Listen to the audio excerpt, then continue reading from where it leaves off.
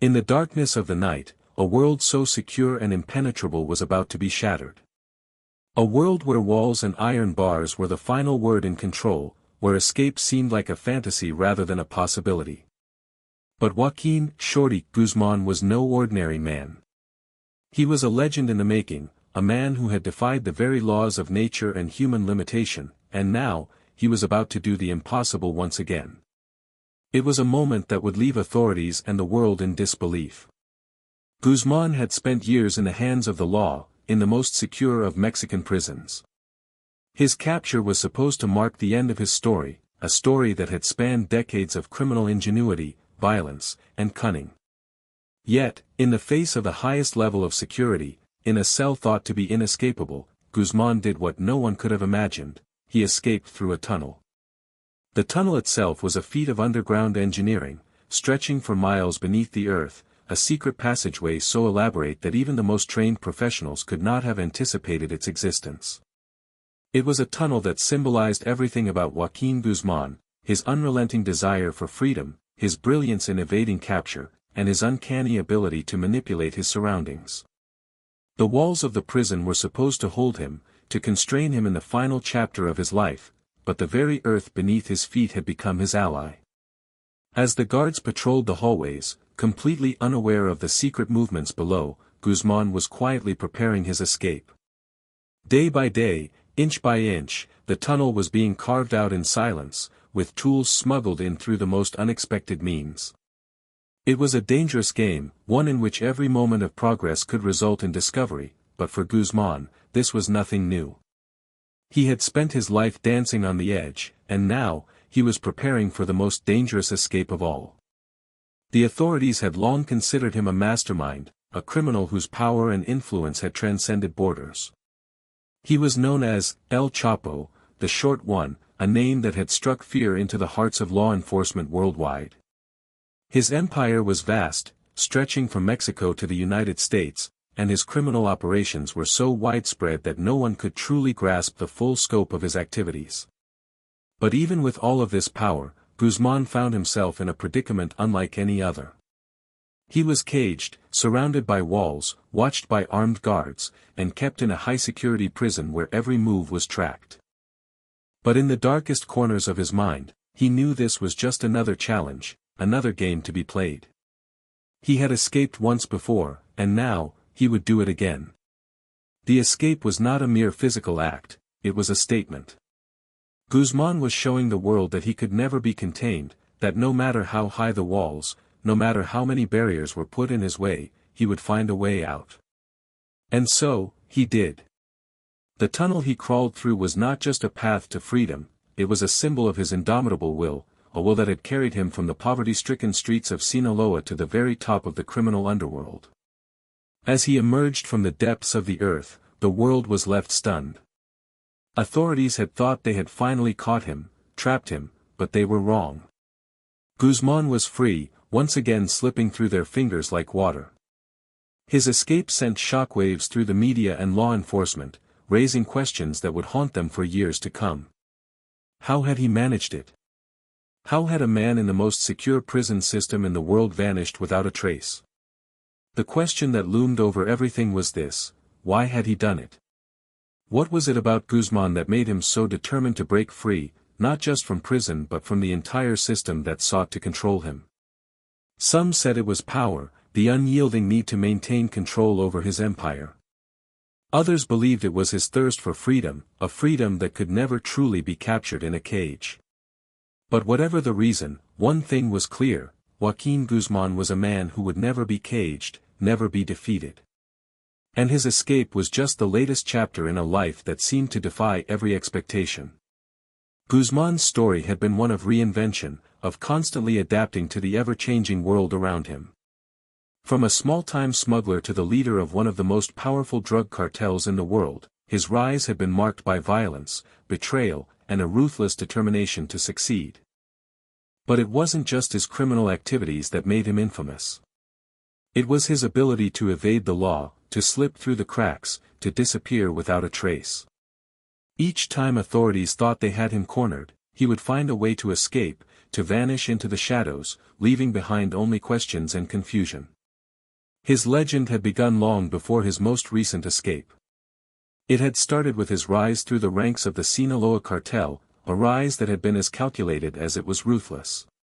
Guzman had always been a man of strategy, a man who knew how to play the game.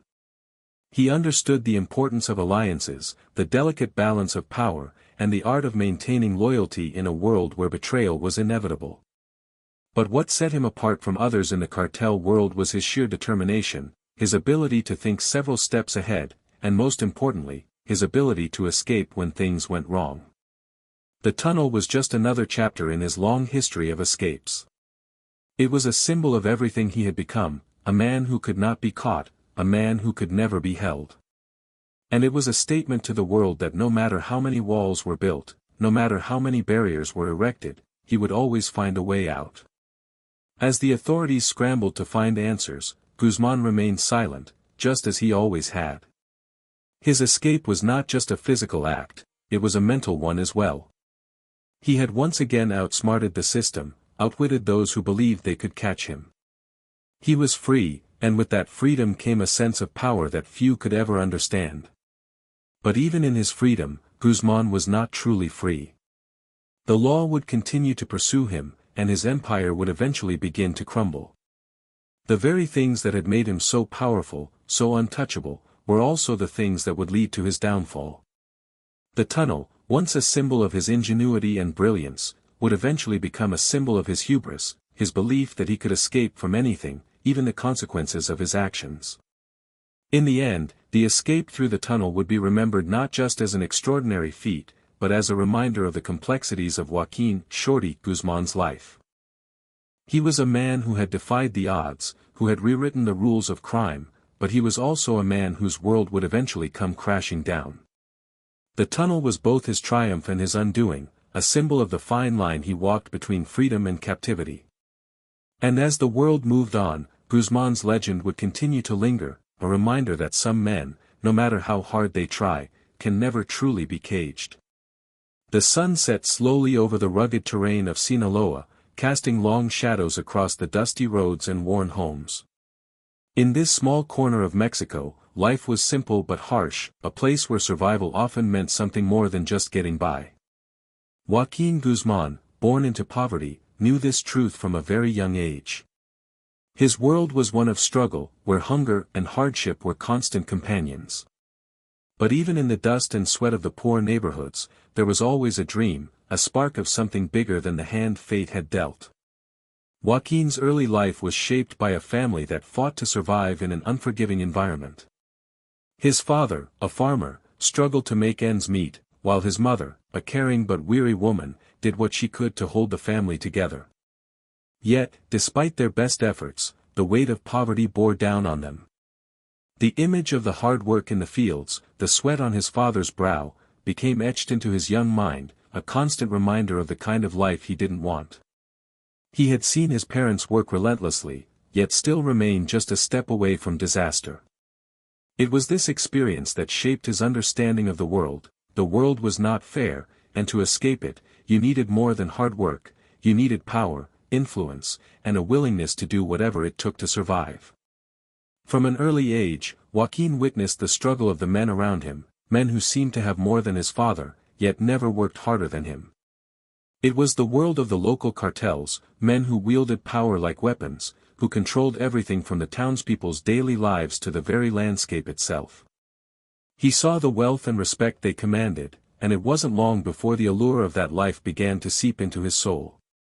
But unlike many others who were seduced by the promise of easy money, Joaquin was drawn to the power that came with it, the ability to control, to shape events, to have a say in the fate of entire regions.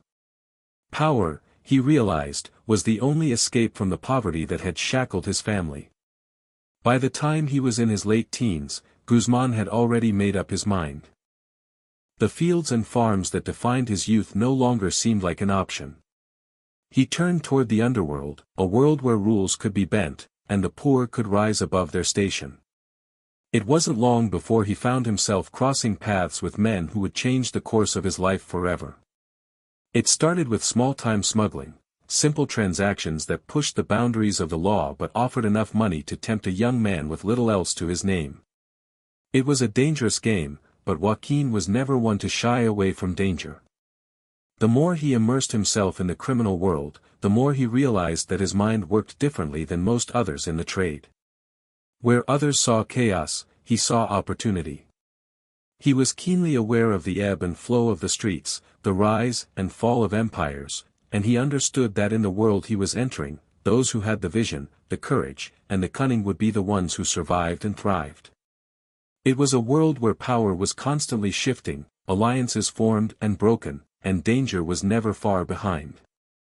But it was also a world where success was measured by the ability to rise above it all and seize control. In his early days in the cartel, Guzman was a quiet observer, learning the ropes and understanding the intricacies of the trade. He watched the older men, the ones who ran things, with a sharp eye, taking mental notes on how they conducted business, how they handled conflicts, and how they maintained their dominance. His first major break came when he was introduced to Miguel Angel Felix Gallardo, one of the most powerful figures in the Mexican drug trade at the time. Gallardo, known as the Godfather, was the leader of the Guadalajara cartel, and it was through him that Guzman began his real ascent. Felix Gallardo saw potential in the young Joaquin. Guzman's quiet demeanor, his ability to learn quickly, and his natural skill for negotiation made him an asset in Gallardo's organization. He didn't waste time building alliances or proving his worth, instead, he focused on the most important thing, results. He quickly became known for his ability to move product efficiently and avoid detection. Whether it was moving drugs across the Mexican border or coordinating shipments, Guzman showed that he had an uncanny ability to navigate the treacherous world of drug trafficking. He was more than just a smuggler, he was a strategist, and that made him invaluable. As his reputation grew, so did his ambition. Guzman's ultimate goal was always to build an empire, one that would rival even the most established cartels in the world. And he was willing to do whatever it took to achieve that. He knew that the cartel world was a brutal one, where power was maintained through force, fear, and loyalty. But Guzman understood the balance between these elements. He knew that a powerful cartel needed more than just muscle, it needed brains. He didn't just want to be a player in the game, he wanted to own the game. But success in this world was not without its costs. As Guzman rose through the ranks of the Sinaloa cartel, he had to navigate the dangerous waters of betrayal and rivalry. The world of the drug trade was filled with men who were more than willing to stab each other in the back for a piece of the pie, and Guzman quickly learned that loyalty was a fragile thing. He had to make decisions that would secure his position and eliminate threats, even if it meant crossing moral lines he never thought he would. The violence that came with the territory was something he had to embrace, a necessary evil in the pursuit of power. It was a cold world, but it was the only world he knew now. As Guzman's influence spread, so did his wealth. He amassed a fortune that could rival the wealthiest businessmen in the world, but money was never his end goal.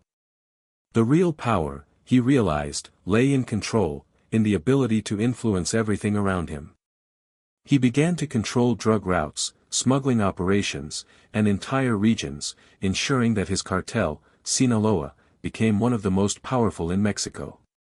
His business was not just limited to the borders, it stretched across the globe, reaching from the United States to Central America and beyond. But with every ounce of power he gained, there was always the knowledge that someone, somewhere, would be plotting against him. The deeper Guzman's influence grew, the more isolated he became. His world was one of constant threat, where everyone around him could either be a friend or an enemy, and trust was something he gave sparingly. His rise to power had made him both respected and feared, and as his enemies grew, so did the paranoia that would eventually define much of his career. Still, his ambition never wavered. He wasn't just building a cartel, he was constructing a legacy, one that would outlive him. But there was one thing that Guzman knew more than anything: survival was never guaranteed. The cartel world was a brutal, ever-changing game, and even the most powerful men could fall. He had seen it happen to others before him, those who had once ruled with an iron fist, only to be brought down by their own hubris or by a rival with enough ambition to take their place. Guzman's rise to power had been swift, but he understood the delicate balance of control. It wasn't enough to have power, you had to hold on to it, no matter the cost. It was this understanding that would shape his future decisions and drive him further into the world of violence and deception. His ambition would eventually push him into a life where escape from his enemies would be as critical as his rise to power. The road ahead was fraught with danger, but it was a road he had chosen. And as he looked out over the vast empire he had built, Guzman knew that the world would never see him as anything but a force to be reckoned with. For better or for worse, Joaquin, Shorty, Guzman had become a man who would be remembered for as long as his legacy endured, a man who had come from nothing, only to rise to the very pinnacle of the criminal world.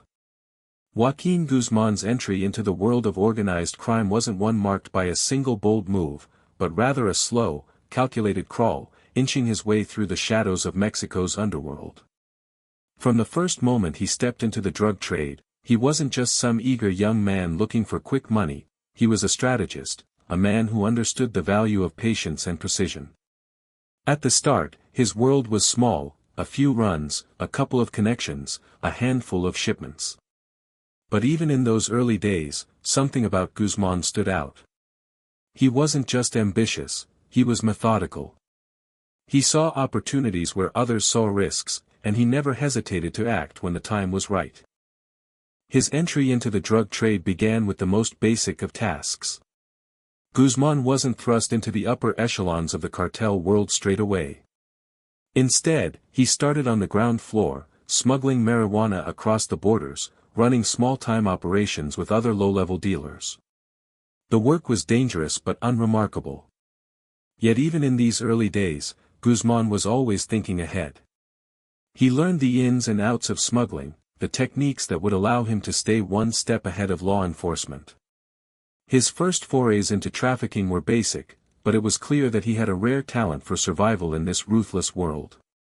He didn't waste time getting noticed by the wrong people, instead, he observed, listening to the older men, watching their every move. Every criminal he met, every transaction he witnessed, was a lesson. It wasn't long before Joaquin caught the eye of more seasoned players. His breakthrough came when he was introduced to figures who were already embedded in the cartel world. In particular, he came under the wing of some of the leading figures of the Sinaloa cartel, men who would later become some of his closest allies. But before that, he had to prove himself. In a world that prized loyalty above all, Guzman's quiet determination and ability to keep his head down allowed him to rise in the ranks without attracting too much attention, at least, not the wrong kind of attention. He built trust, brick by brick, by handling his duties with the utmost care and discretion. His natural ability to maintain low visibility while executing complex operations made him invaluable to the cartel's leadership. But as much as Guzman was a man of patience, he was also a man driven by ambition. The seed for his grander vision was planted early, and with every step up the ladder, he saw the next rung. He wasn't content to simply follow orders or to play the role of a mid-level operator. No, he wanted more, he wanted to control the flow of drugs, to control entire regions, to be a man whose name was synonymous with power. And he was willing to wait for it. As he continued to smuggle more product, building a network of contacts, he started to gain a reputation as someone who could get the job done, someone you could trust, someone who was invaluable. But even as his stature grew, Guzman remained cautious, never stepping too far into the spotlight. He wasn't a man of flashy gestures or bravado. His strength lay in his ability to stay out of the fray while subtly shifting the game in his favor. It wasn't long before Guzman's skill for moving product caught the attention of the men at the top of the cartel hierarchy. He was noticed not for his arrogance or charisma, but for his remarkable efficiency. There was a quiet brilliance in the way he handled even the most complicated of deals. He wasn't flashy, but he delivered results. And that was all that mattered. As he rose through the ranks, Guzman found himself interacting more and more with the inner circle of the Sinaloa cartel, rubbing shoulders with men who commanded the most powerful criminal syndicate in Mexico. These men saw something in him, a hunger, a drive that was more than just a desire for money. Guzman's ambition was something deeper. It was the drive to not only control but to dominate, to become a force that could not be ignored. Soon enough, he was running entire operations, overseeing shipments that spanned the entire continent. With each successful run, he earned more influence within the cartel. But the higher he climbed, the more dangerous his world became. As Guzman expanded his role, the risks grew. The cartel world was not kind to those who showed weakness or who made mistakes, and in a world filled with betrayal and treachery, it was only a matter of time before someone would try to take him down. Guzman, however, was prepared for this. He had learned long ago that in order to survive in this brutal world, you had to be both ruthless and shrewd. He wasn't just a man of ambition, he was a man of action, willing to do whatever it took to protect his interests. By the time he reached his early 30s, Guzman was no longer just a player in the game. He had become a major figure in the Sinaloa cartel, with power, wealth, and influence that rivaled the most established names in the drug trade. But even as his empire expanded, so did his paranoia. The higher you climbed, the greater the threats, and Guzman was no fool. He understood that in the cartel world, trust was a rare commodity, and loyalty could be fleeting. He had seen too many of his associates betrayed or eliminated, and he knew that to stay at the top, he would need to be constantly vigilant. His world, once simple and straightforward, had become a maze of shifting allegiances, rivalries, and dangers at every corner. But through it all, Guzman maintained his calm. He wasn't a man who wore his emotions on his sleeve. His rise to power was a quiet one, marked not by grand gestures or loud proclamations, but by careful, deliberate steps that brought him closer to his goal. His understanding of people, their desires, their fears, their weaknesses, was what set him apart.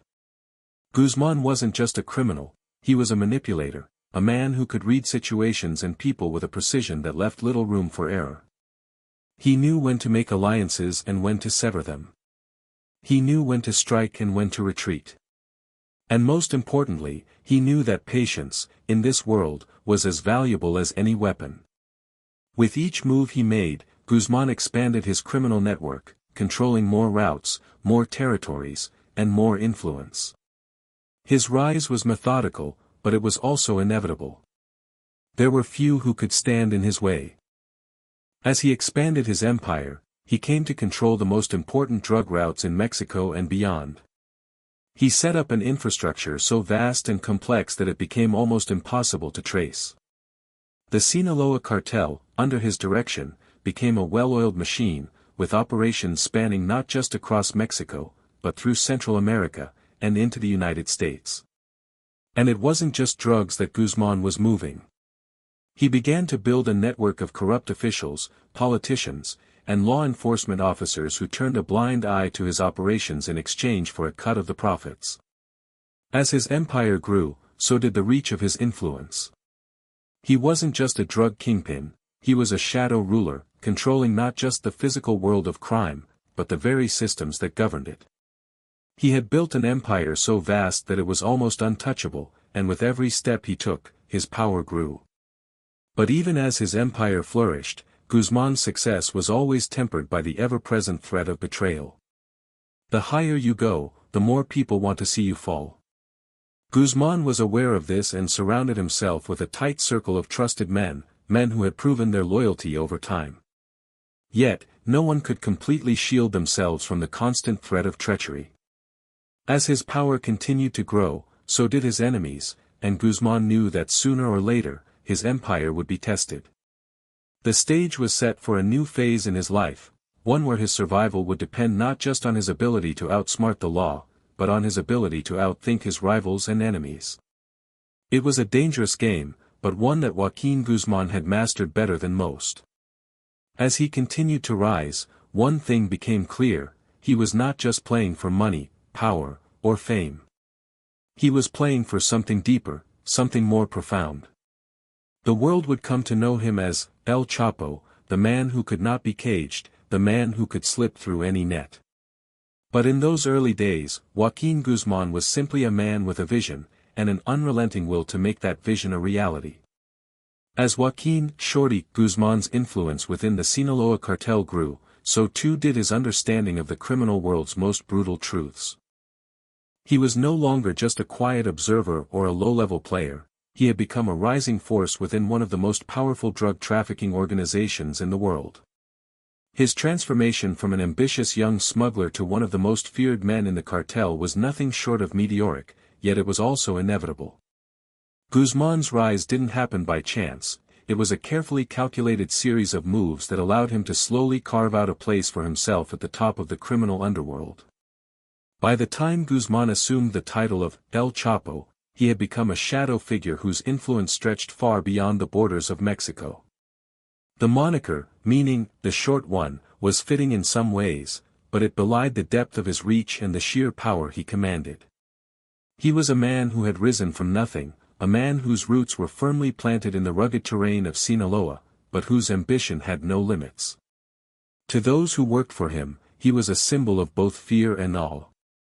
To his enemies, he was a nightmare, an ever-present threat whose capacity for survival seemed limitless. In those early years after taking control of the Sinaloa cartel, Guzman's rise was marked by his willingness to outwit both his rivals and law enforcement.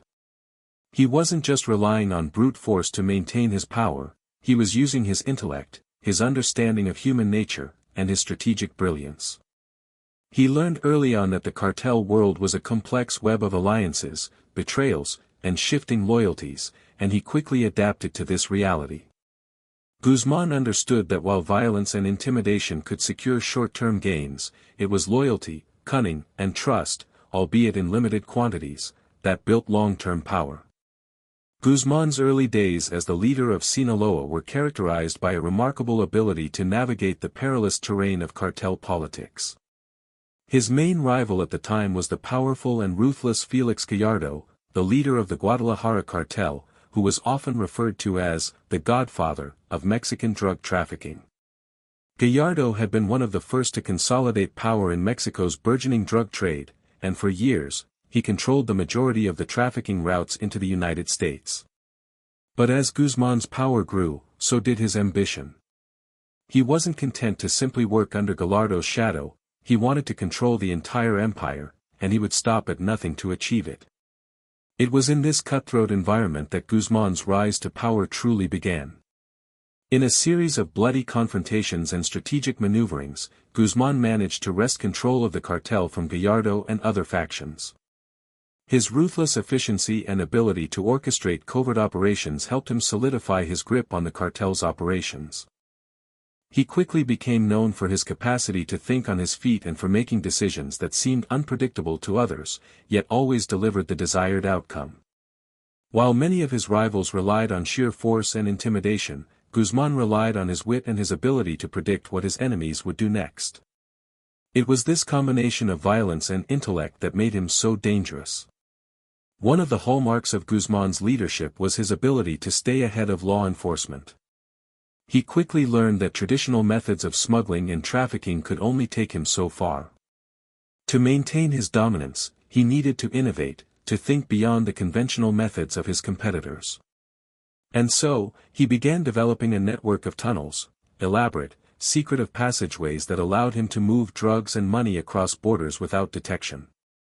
The tunnel system was a game-changer, a brilliant adaptation to the ever-tightening grip of law enforcement and the military. But it wasn't just the mechanics of the tunnels that made them effective, it was the ingenuity behind them.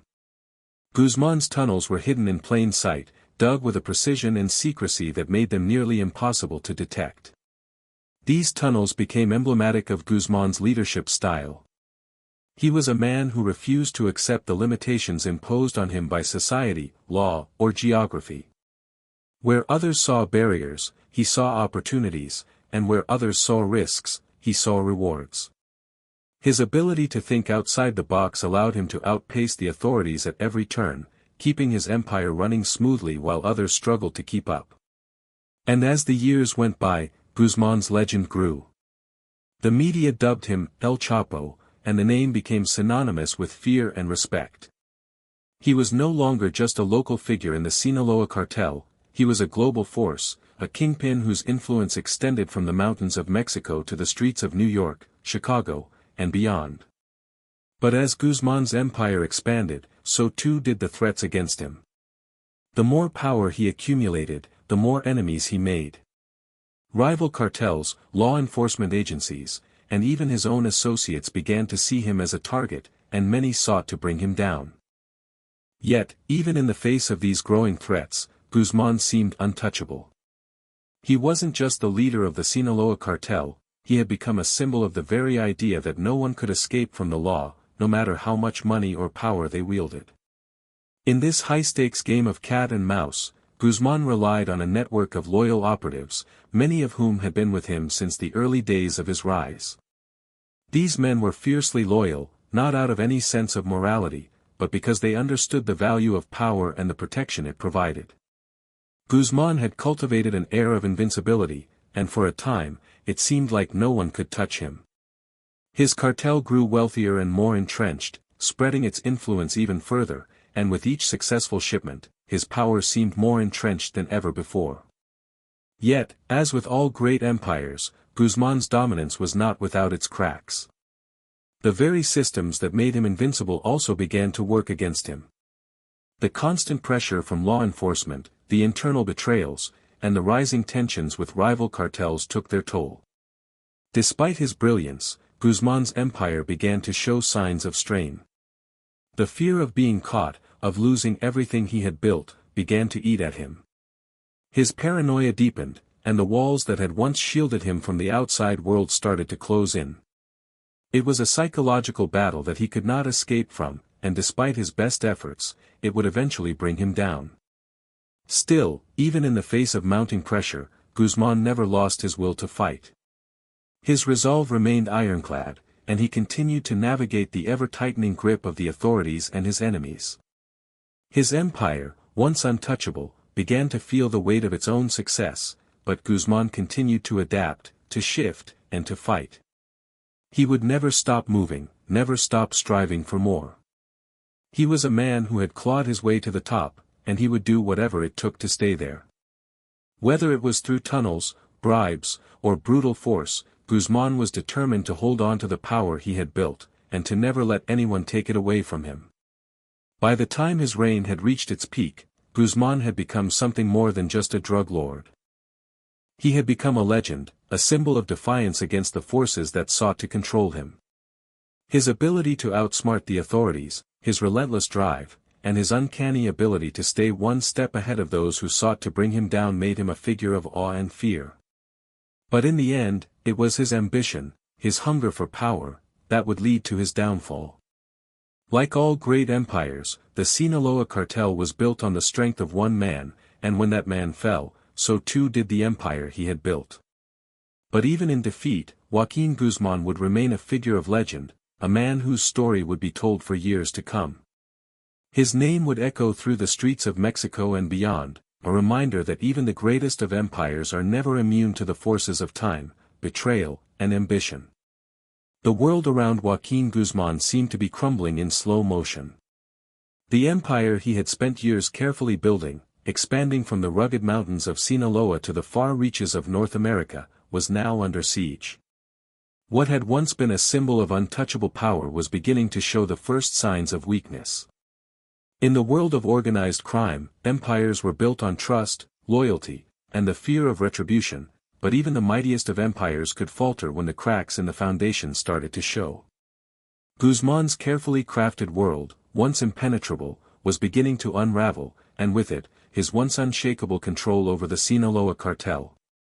For all his brilliance, for all his strategic genius in building one of the most powerful criminal networks in history, Guzman found himself increasingly paranoid. The pressures of ruling an empire that spanned continents and the constant threat of betrayal gnawed at him. The law was closing in, and with each passing day, his enemies grew more brazen. Rival cartels were more willing than ever to take the fight to him, and the authorities, who had once considered him untouchable, were beginning to close in with increasing urgency. Guzman had been a ghost for so long, slipping through the fingers of law enforcement time and time again, but this time, things were different. The world had caught up to him. His first capture, back in 1993, had been a blow, but it was nothing compared to the storm he would soon face. Despite his escape from the hands of the law, the shadow of his previous incarceration hung over him. That moment of vulnerability became a rallying cry for his rivals, who saw an opportunity to attack a man who had long been invincible. For Guzman, escaping the prison system had been a powerful symbol of his resilience, but the fact remained, every time he escaped, it only drew more attention to him, both from law enforcement and from those who wanted to see him defeated. It was a dangerous game, one where every victory was followed by a greater risk.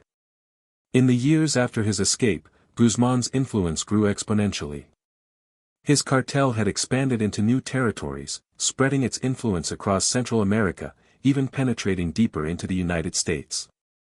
The world was starting to understand the scope of his operations. He wasn't just a local drug lord, he was a global criminal mastermind. His reach extended into the political and financial systems, as his cartel bribed and corrupted officials at all levels to ensure their dominance. The money, the power, and the control seemed limitless. But with every step forward, Guzman knew that the higher he climbed, the harder he would fall. As the years went by, the pressure on Guzman increased. Law enforcement agencies from around the world had begun working together, pooling their resources to track down the elusive drug lord. The United States, which had long been the primary destination for the drugs Guzman smuggled, ramped up its efforts to bring him to justice. But it wasn't just the authorities he had to worry about, his enemies were closing in. Rival cartels saw Guzman's rise as a threat to their own dominance and began to take more aggressive actions against him. But perhaps the most dangerous threat came from within. In the world of organized crime, loyalty was always in short supply, and Guzman's cartel was no exception. As his empire grew, so did the number of people who wanted to take him down, and some of them were closer to him than he could have ever imagined. The internal betrayal was something Guzman was no stranger to. In the criminal world, alliances were temporary at best, and loyalty could be bought or broken in an instant. He had always known that the higher up you went, the more dangerous it became. But the reality of the betrayal that was looming was harder to accept. Those closest to him, the men he had trusted with the most sensitive operations, were beginning to turn against him. Whether motivated by greed, personal ambition, or fear of the authorities, these men knew that in order to survive, they would have to outmaneuver Guzman. They had no loyalty to him, and in the end, their ambition outweighed any sense of allegiance. The growing pressure from law enforcement and the cartel's internal fissures pushed Guzman into a corner. His paranoia reached new heights. He could no longer rely on the same network of allies and informants he once had. Those who had helped him create his empire were now potential threats. It was a game of survival, and Guzman knew that the stakes had never been higher. His every move was calculated, but the fact remained that there was nowhere to hide. For a man who had spent years living in the shadows, it was becoming increasingly difficult to remain undetected. Yet, despite all the mounting pressure, Guzman never lost his will to fight. If anything, the growing threat only fueled his determination. He had spent his entire life fighting against the odds, and he wasn't about to let anyone, or anything, bring him down now. His strategic mind, the same mind that had allowed him to build the Sinaloa cartel into a global powerhouse, was now fully focused on survival. He began making bold moves to protect his interests, employing a mix of old tactics and new innovations. The tunnels he had once used for smuggling became a symbol of his ingenuity and his ability to outsmart the authorities. He adapted, he evolved, and he found new ways to stay one step ahead. But even as Guzman fought to maintain his empire, the authorities were catching up. In 2014, after a massive international effort, Guzman was finally captured once again. The authorities had worked tirelessly to track him down, coordinating efforts across multiple countries. They had learned from past mistakes, tightening their efforts to prevent any more escapes. Guzman was taken into custody, and for a time, it seemed as though his reign was over. But even in custody, Guzman proved to be a formidable figure. The very man who had escaped from prison once before was now in the hands of the Mexican government, but it seemed like an impossible task to contain him. He had the resources, the power, and the connections to manipulate the system from behind bars. His second imprisonment was supposed to be the end of the story, but once again, Guzman managed to slip through the cracks. In 2015, he executed one of the most daring prison escapes in modern history. Using a tunnel that stretched for over a mile beneath the prison, Guzman once again proved that he was not to be underestimated. He disappeared into the night, and for the second time, the authorities found themselves scrambling to find him. The escape was a humiliating blow to the Mexican government and a reminder of just how dangerous and unpredictable Guzman was. But even as he vanished into the shadows once again, the walls were closing in. The authorities had learned from their mistakes, and this time, they were determined not to let him slip away. For a while, Guzman's freedom seemed like an almost mythical thing. His name was spoken in hushed tones among those who feared him, and his legend grew. But the longer he evaded capture, the more difficult it became to maintain that sense of invincibility. Law enforcement had finally begun to close in on him with all the resources they had at their disposal. The authorities began to take extreme measures, utilizing new technology, satellite surveillance, and intelligence sharing across borders. They knew that if they were ever going to catch him, they would need to adapt to the ever-evolving tactics that Guzman used to stay one step ahead. The world had seen Guzman's rise and fall, and now, his fall seemed inevitable. The authorities were closing in on his inner circle, arresting those who had once been his closest allies. The Sinaloa cartel was starting to fragment, with smaller factions breaking off and rival cartels capitalizing on the chaos. The signs were there: Guzman's empire, once a monolith, was beginning to fracture. But through it all, his legend only grew. Even as he was recaptured in 2016 and extradited to the United States to face charges, the story of Joaquin, El Chapo Guzman remained one of legend. It was a tale of rise, fall, survival, and the unrelenting pursuit of power, a reminder that even the most formidable of empires can collapse under the weight of ambition, betrayal, and the law. Joaquin Guzman's final capture in 2016 marked the end of a long and turbulent chapter in the story of one of the most infamous drug lords in history. Yet, as his empire crumbled around him and the authorities closed in, Guzman's influence continued to reverberate in the world he had built. His name had become a symbol of defiance, a reminder of the lengths to which someone would go to maintain control over an empire that spanned continents. For years, Guzman had been a shadow, an enigma whose very existence seemed like something out of a crime thriller. But even in his downfall, his legacy was far from over. The authorities had long been tracking Guzman, trying to predict his every move, to anticipate the methods he would use to slip through their fingers once again. After his second escape from prison in 2015, the Mexican government and law enforcement agencies from around the world knew that they had to rethink their strategy. Guzman had shown that he was a master of evasion, capable of turning the most secure places into prisons of no consequence. Yet, despite his ability to remain elusive, his capture was imminent. The world had finally caught up with him. The process of capturing Guzman in 2016 was a testament to both his cunning and the sheer determination of those who had been hunting him for years. His hideouts, meticulously planned to keep him out of sight, had become more elaborate and more sophisticated over time. As his enemies grew in number and law enforcement became more resourceful, Guzman adapted, constantly evolving his methods to stay ahead. However, even the best-laid plans can only protect someone for so long. His eventual capture was a culmination of years of effort by an international coalition of agencies working together in a rare display of unity and precision. The United States, Mexico, and other countries worked tirelessly to track Guzman, relying on the latest technologies and intelligence networks to pinpoint his whereabouts. It was a game of cat and mouse, but the mouse was no longer the one in control. With a combination of wiretaps, informants, and satellite surveillance, law enforcement agencies had pieced together enough information to know that Guzman was hiding in plain sight. The quiet and often underestimated kingpin was now being hunted in the open, and the man who had once moved unseen in the shadows was about to be dragged into the light. The capture came after months of carefully orchestrated operations. Guzman had been hiding in a series of safe houses in the city of Los Mochis, in his home state of Sinaloa, where his power had been at its height. It was here, in a series of connected homes, that law enforcement finally cornered him. Guzman, who had spent his life evading capture, could not escape the net that had slowly been closing around him. The arrest was swift and decisive, but even in the face of defeat, Guzman maintained his cool. He had been caught, but in many ways, he was still the mastermind, the man who had evaded capture for so long, outwitting the authorities at every turn. His capture was the end of one era and the beginning of another, and the story of his rise and fall would continue to captivate the world for years to come. After his arrest, Guzman's legal battles were just beginning.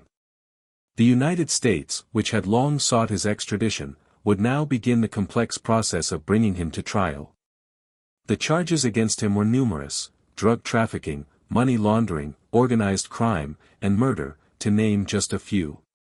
The evidence against him was overwhelming, and yet, even in the face of it all, Guzman seemed unfazed. He had been a man who had lived by his own rules for so long, a man who had come to see the law as an obstacle to be circumvented rather than an authority to be respected.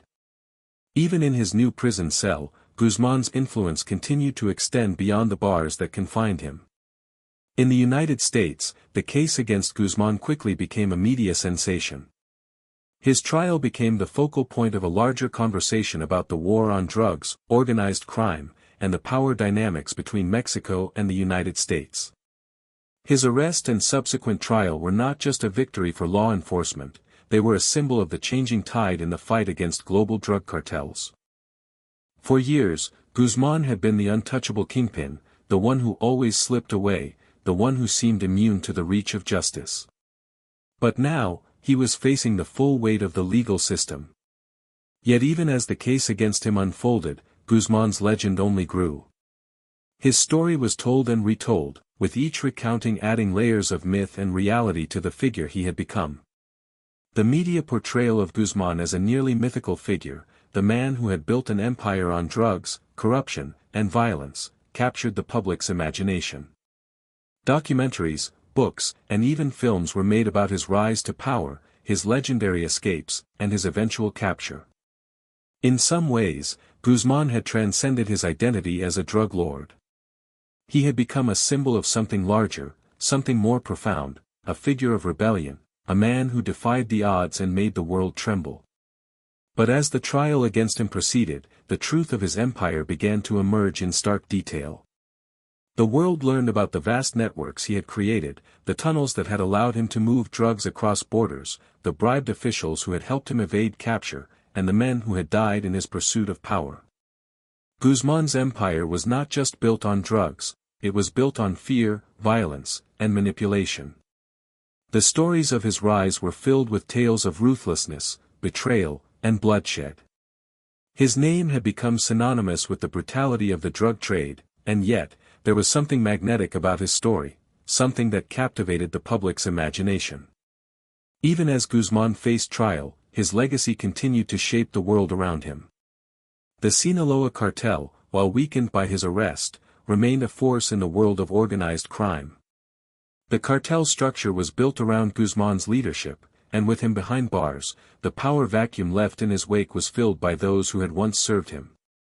His capture had not wiped out the cartel, but it had dealt a devastating blow to its operations. The internal power struggles and rivalries that had once been hidden from the public now came to the forefront, and the Sinaloa cartel found itself facing a new chapter, one that was marked by instability and infighting. Yet, in many ways, Guzman had prepared for this moment. He had built a system that could survive without him, one that relied on more than just his leadership. His organization had been designed to function even when he was not at the helm, and it was a testament to his foresight and planning. While Guzman had been the face of the Sinaloa cartel, the organization itself was much more than just one man. Even in prison, Guzman's influence remained powerful, and his absence from the day-to-day operations of the cartel didn't mean the end of its power. The final chapter in Guzman's story, however, would not be written in a courtroom or in prison. His legacy was defined by the empire he built, by the lives he ruined, and by the violence that surrounded him. The drug trade continued to flourish, fueled by the demand for narcotics and the relentless desire for power. Guzman's fall from grace may have marked the end of his reign, but the story of the drug cartels, of their rise and fall, would continue to unfold long after his trial was over. The forces he set in motion, the networks he created, and the lives he touched in his pursuit of power would leave a lasting impact on the world long after his story was finished. In the end, Joaquin, El Chapo Guzman's story was not just a tale of crime and corruption, it was a tale of ambition, survival, and the lengths to which a man would go to achieve his dreams. His rise to power had been swift, his fall dramatic, but his legacy remained. The world would continue to talk about him, to debate his impact on the drug trade, and to reflect on the lessons his story offered. In a world where power is fleeting, and empires crumble, Joaquin Guzman's story would remain a potent reminder of the fragility of success, the cost of ambition, and the power of one man's will to survive. Joaquin Guzman's fall from power was not only a matter of physical capture, it was also a psychological unraveling of a man who had spent decades constructing an empire built on fear, cunning, and ruthlessness. The weight of his capture in 2016 carried with it a finality that could not be denied, but even in the darkened cells of a maximum security prison, Guzman's influence persisted. He had spent his life eluding the law, surviving assassination attempts, overcoming betrayals, and negotiating his way through the perilous labyrinth of the drug trade. The authorities had caught up with him, but they had not captured the full extent of his legacy, nor had they diminished the aura that surrounded his name. His capture marked a symbolic end to a chapter, but it was far from the end of his story.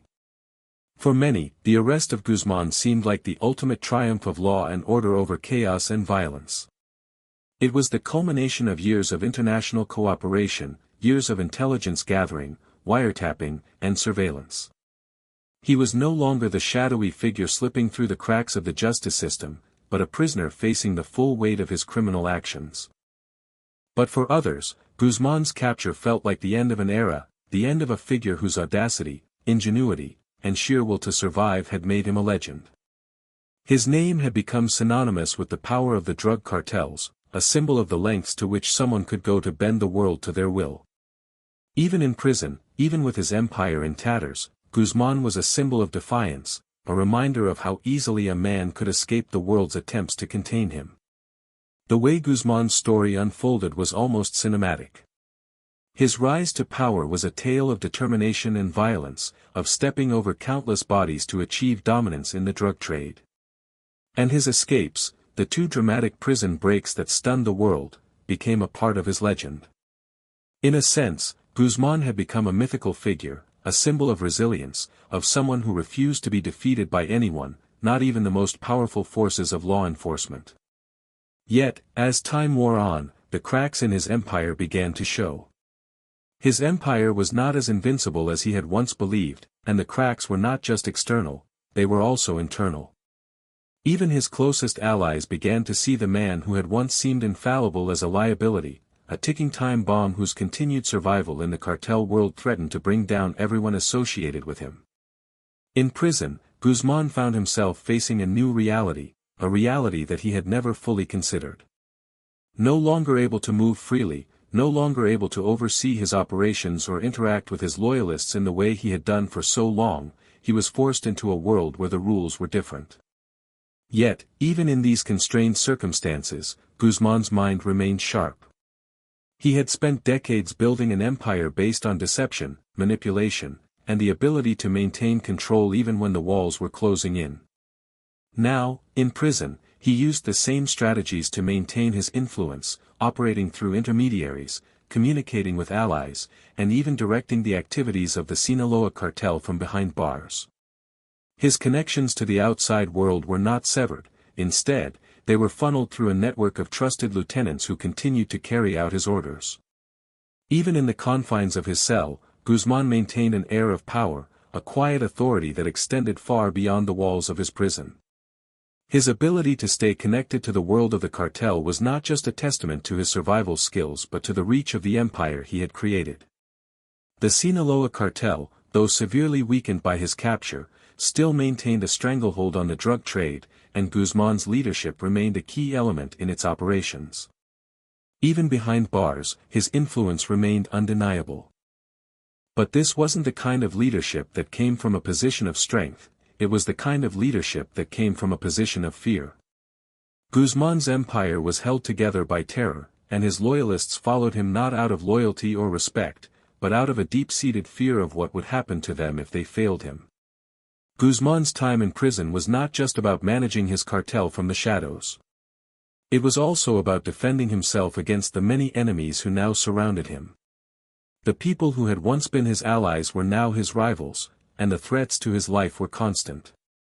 Even in prison, there were those who sought to eliminate him, either out of personal vendettas or as a means to take control of the cartel's operations.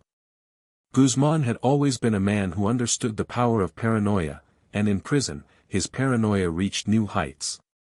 He trusted no one. Every person he interacted with was a potential threat. His network of informants, his loyal lieutenants, and even the prison guards who were paid to protect him were all viewed with suspicion. The walls of his prison were not just physical barriers, they were psychological ones as well. Guzman had built a fortress in his mind, a fortress of isolation, where no one could reach him unless he allowed it. But even in his isolation, Guzman's legacy continued to grow. His story was told and retold in the media, and the fascination with his life only deepened. The public seemed captivated by the notion of a man who had achieved such power and influence through sheer force of will. They were drawn to his story, the rise from humble beginnings to drug kingpin, the daring escapes, the larger-than-life persona. But behind the mythology was a reality that was far darker and more brutal.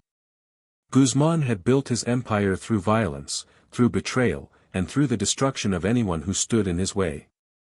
His rise had been marked by bloodshed, and his eventual fall was no different.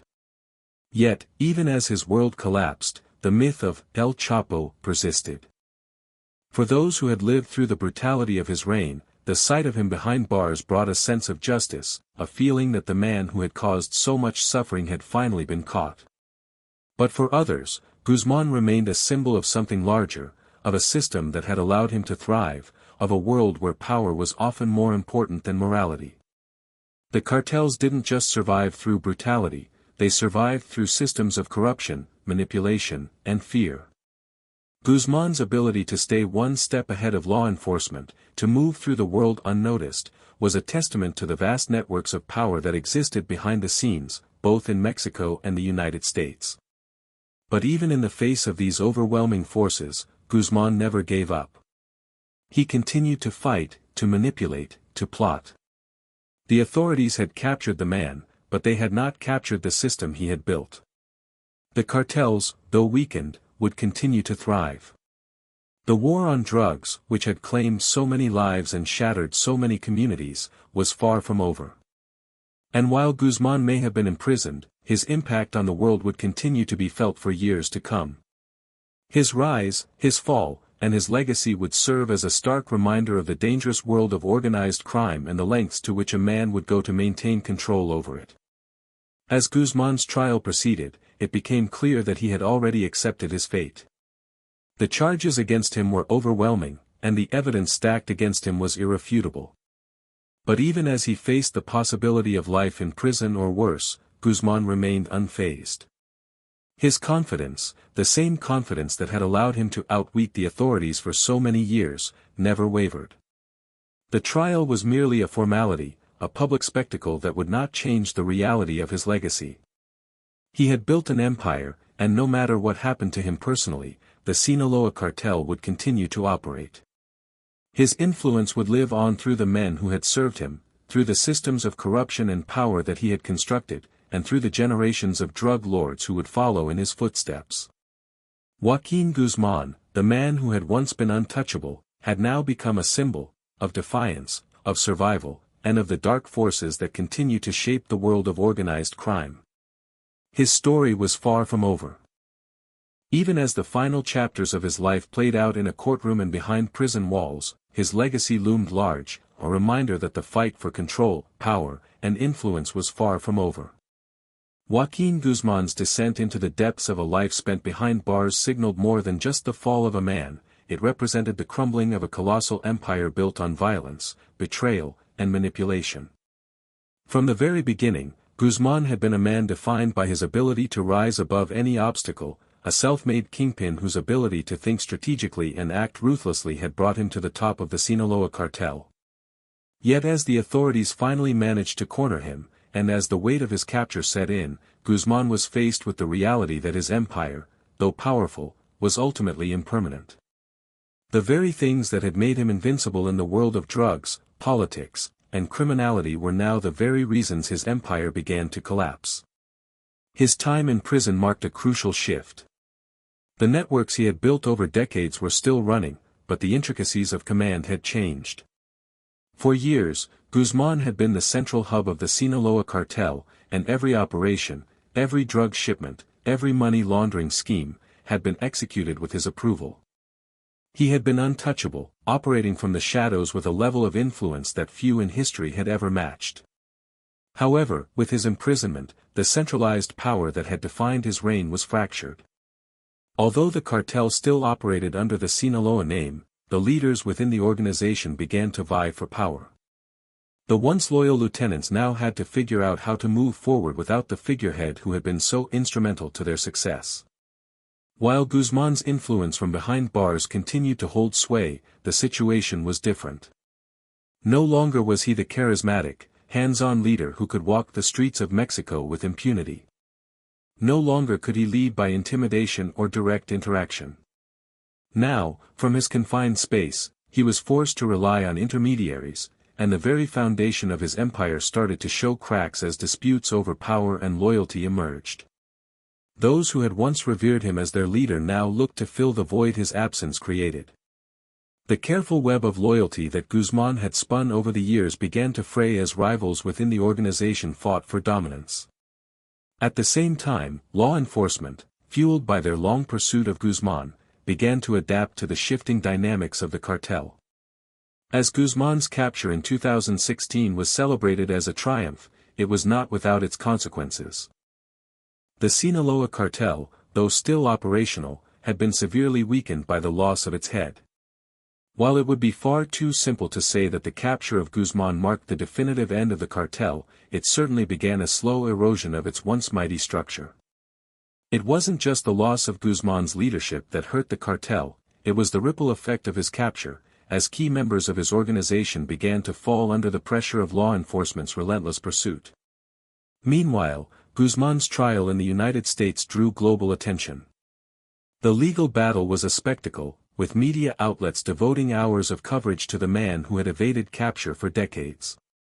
There was something almost surreal about watching the man who had once been a specter in the criminal underworld now sitting in a courtroom, stripped of his power and influence. To some, the trial was the final act of justice in a story that had taken years to unfold. For others, it represented the end of an era, the end of a man whose exploits had become the stuff of legend. The trial itself was as much about the politics of crime as it was about criminal behavior. As Guzman faced charges for drug trafficking, money laundering, and a litany of murders, the legal process became a testament to the complex and multifaceted nature of organized crime. It wasn't simply a case of prosecuting a drug lord, it was a battle that spanned international borders, involving not just the United States, but Mexico, Colombia, and other countries affected by Guzman's criminal operations. The case laid bare the degree of corruption and influence that Guzman had cultivated over the years.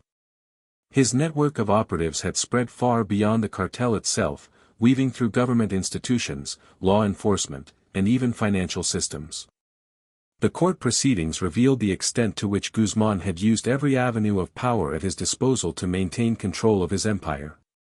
His bribery of officials at all levels of government was a central theme in the prosecution's case.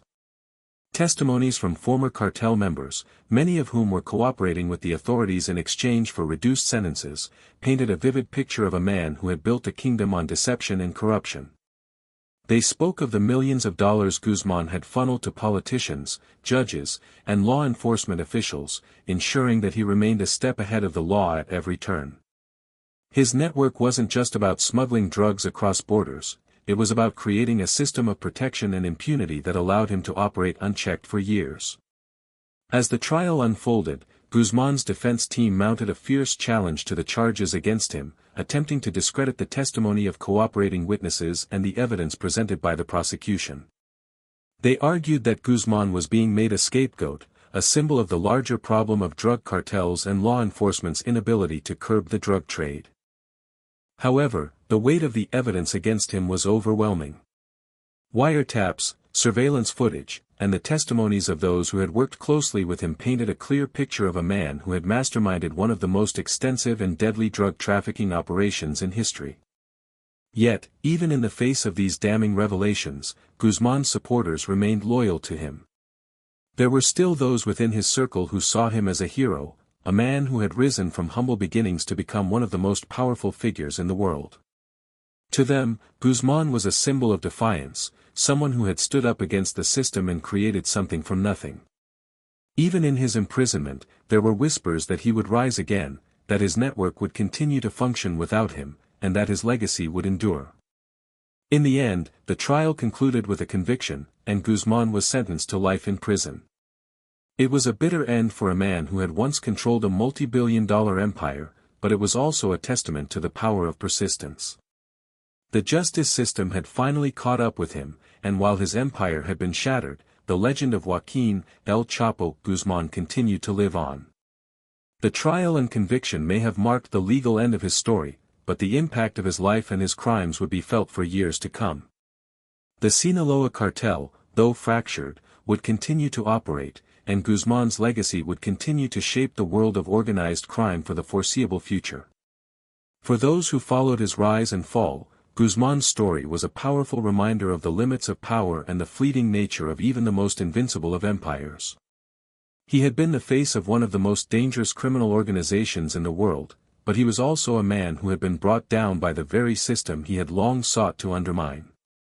His fall was not just the story of a drug lord, it was the story of the fragile nature of success, the dangers of unchecked ambition, and the inevitability of justice, no matter how long it took to reach it. As the years went by, and as the world continued to witness the far-reaching consequences of his criminal empire, Guzman's name would live on as a symbol of both the power and the peril of the world of organized crime. Joaquin Guzman's legacy continued to loom large even after his conviction, and with each passing year, his story seemed to grow, morphing from the tale of a notorious drug lord into a full-blown global phenomenon. Despite the finality of his imprisonment, the world around him was still shaped by the consequences of his actions. The name El Chapo had become synonymous with the power, fear, and complexity of the international drug trade. It had become a symbol of the dark side of ambition, of a man who had taken risks, broken laws, and built a kingdom through sheer will and force. But in his downfall, Guzman also left behind a legacy that was far more complicated than the one-dimensional image of the man who had controlled the Sinaloa cartel. The immediate aftermath of Guzman's trial and conviction saw a shift in the dynamics of global drug trafficking. The Sinaloa cartel, although weakened, was far from finished. It had become clear that Guzman's organization was built on a system much larger than one man.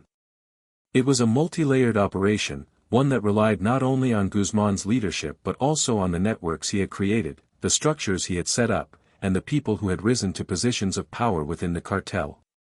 Even without him at the helm, the cartel retained much of its power, and his absence only served to create new power struggles and shifts within the underworld. But the impact of Guzman's legacy was not confined to the cartels themselves.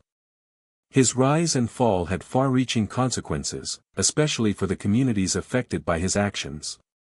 The drugs he smuggled into the United States, the violence he orchestrated, and the corruption he sowed through every level of society had left an indelible mark on both sides of the border. For the people of Mexico, Guzman was both a figure of fear and fascination. His ability to control entire regions, manipulate local governments, and evade the law for so long was a testament to the power he wielded. Yet, that same power had been built on a foundation of destruction and bloodshed. In the United States, the legacy of Guzman's operations was even more pronounced. His cartel had been one of the largest suppliers of illegal drugs in the country, and its reach had extended far beyond the immediate border regions. From major cities to small towns, the drugs that Guzman's empire funneled into the U.S. had left a trail of addiction, violence, and devastation. For years, law enforcement had been on a constant hunt to dismantle the cartel, and Guzman's capture was viewed as a major victory in the broader war on drugs. However, as his empire fractured, other organizations quickly filled the vacuum. The drug trade was not something that could be wiped out by capturing one man. It was an industry driven by demand, and as long as people sought the products that the cartels provided, there would always be someone to take Guzman's place. For many, the story of Guzman's rise was not just one of crime but also one of the failure of state institutions. His ability to bribe and manipulate officials at every level of government, from police officers to lawmakers, was a key factor in his rise to power. It wasn't just that he had money, he had a system of protection that ran deep within the very fabric of Mexican society. His cartel thrived not just through violence but through corruption. It was an open secret that Guzman's power had been facilitated by those who were supposed to uphold the law. His ability to make connections with politicians, law enforcement officers, and military personnel allowed him to operate with relative impunity for years. But even with the international focus on his capture, the systemic issues that allowed him to rise in the first place remained largely unchanged. As Guzman's story became more widely known, it also fueled a cultural fascination with the world of drug cartels. Documentaries, films, and television series began to portray the life of El Chapo as a larger-than-life tale of crime and ambition. His legendary escapes, his brutal methods, and his carefully crafted public persona became the subject of media obsession. But this was not just about the glamorization of crime, it was about the impact of organized drug trafficking on both sides of the border, on communities, on families, and on governments. Guzman was not just a drug lord, he was the product of a system that involved many players and had a far-reaching influence on society. Even in prison, Guzman's reputation continued to shape the public's perception of him. Despite being incarcerated in one of the most secure prisons in the world, Guzman still commanded attention. His name was still whispered in the halls of power, both in Mexico and abroad.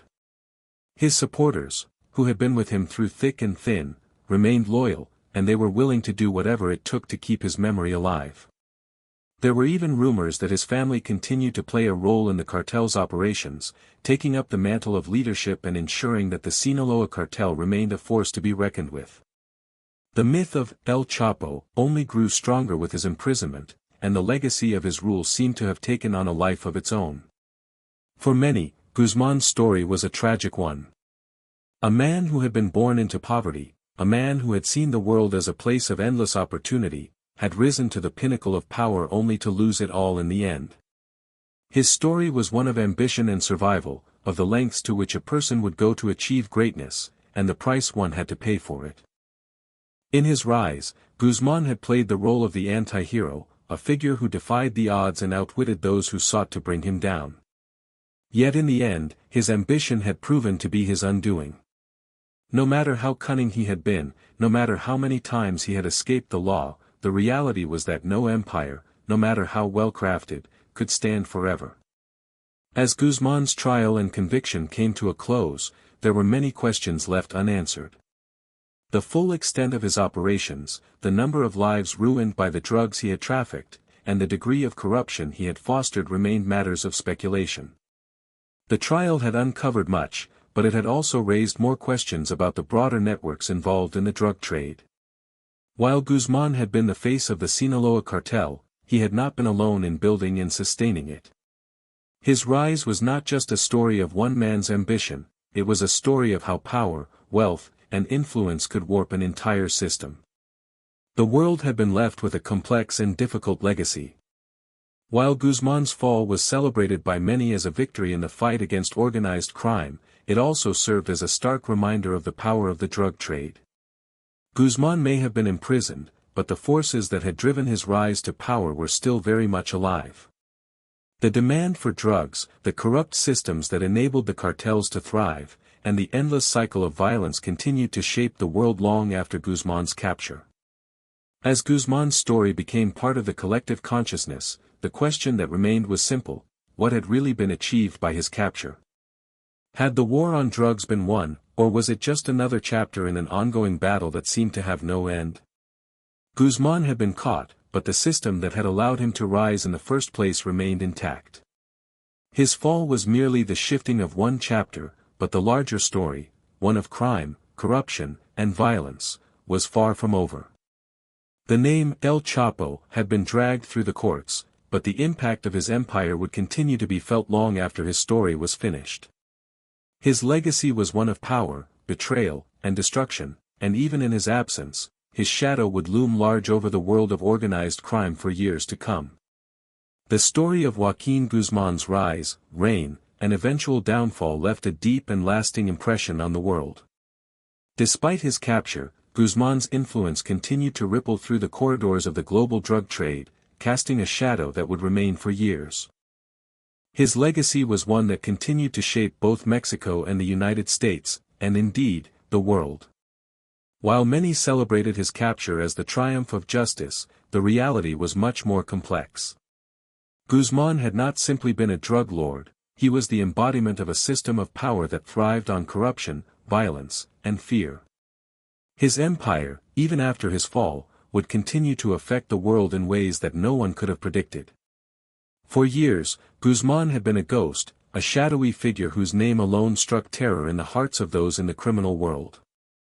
His ability to slip through the grasp of law enforcement, his near-mythical escapes from prison, and his mastery of the underworld made him a figure of legend. But even legends have their limits, and as the authorities closed in, it became clear that his time was running out. His capture in 2016 was a significant moment in the global war on drugs, a symbolic victory for law enforcement after years of pursuing him. However, the more one examined Guzman's story, the clearer it became that his arrest was not the end, but merely another chapter in an ongoing battle. The aftermath of Guzman's capture exposed the deep-seated corruption that had allowed him to thrive for so many years. The Sinaloa cartel, which he had built from the ground up, was not just a criminal organization, it was a complex web of money, power, and influence that extended far beyond Mexico's borders. Guzman had spent decades carefully cultivating relationships with politicians, law enforcement officials, and even military personnel, ensuring that his empire was protected from the reach of the law. His success had not been just about smuggling drugs or outsmarting his enemies, it had been about maintaining control over an entire system. This system, though it had crumbled in the wake of his capture, was still present. The cartels did not operate in isolation, they were part of a much larger network of corruption and power. Even as Guzman sat in prison, the Sinaloa cartel continued to operate. His closest lieutenants and family members, those who had been loyal to him for years, quickly filled the void left by his absence. The cartel's operations continued, albeit with more challenges and internal power struggles. The idea that Guzman's capture would bring an end to the cartel's reign was naive. The network he had built was far too extensive, and the desire for power within the cartel remained strong. Even without their leader, the Sinaloa cartel was a formidable force, and it would not go quietly into the night. At the same time, the repercussions of Guzman's actions continued to be felt in both Mexico and the United States. In Mexico, his capture brought a sense of relief to those who had long suffered under the rule of the cartels. The violence that had plagued the country for decades seemed to take a temporary dip, but it was never truly eradicated. Guzman's arrest may have marked the end of one chapter, but it did little to address the systemic issues that had allowed cartels like Sinaloa to flourish in the first place. The roots of corruption, poverty, and lawlessness were deeply embedded in the social fabric of Mexico, and they were not easily removed. The government's efforts to dismantle the cartels had been ongoing for years, and Guzman's capture was only a small part of a much larger, more complex problem. In the United States, Guzman's capture was a significant moment in the ongoing battle against the cartels and the drug trade. His cartel had been responsible for a large portion of the drugs that flooded into the U.S., and his arrest was seen as a major blow to the flow of narcotics across the border. Yet, the war on drugs was far from over.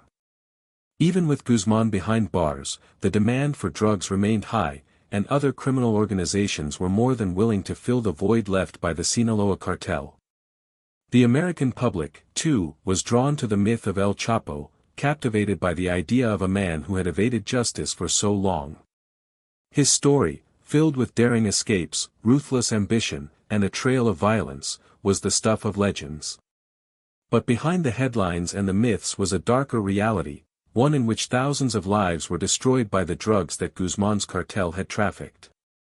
The cultural impact of Guzman's life was undeniable. As his story was told and retold through documentaries, books, and films, his legend only grew. He became a symbol of the dangers of unchecked ambition, of the lengths to which one man could go to achieve power, and of the brutal consequences that followed. His image was emblazoned on the minds of millions, both as a criminal mastermind and as a cautionary tale. But in all the sensationalized portrayals of his life, one thing remained clear: Guzman's story was about more than just the man himself. It was about the systems of power, corruption, and greed that allowed him to rise to such prominence. In prison, Guzman was no longer the man who controlled a sprawling empire of drugs and violence.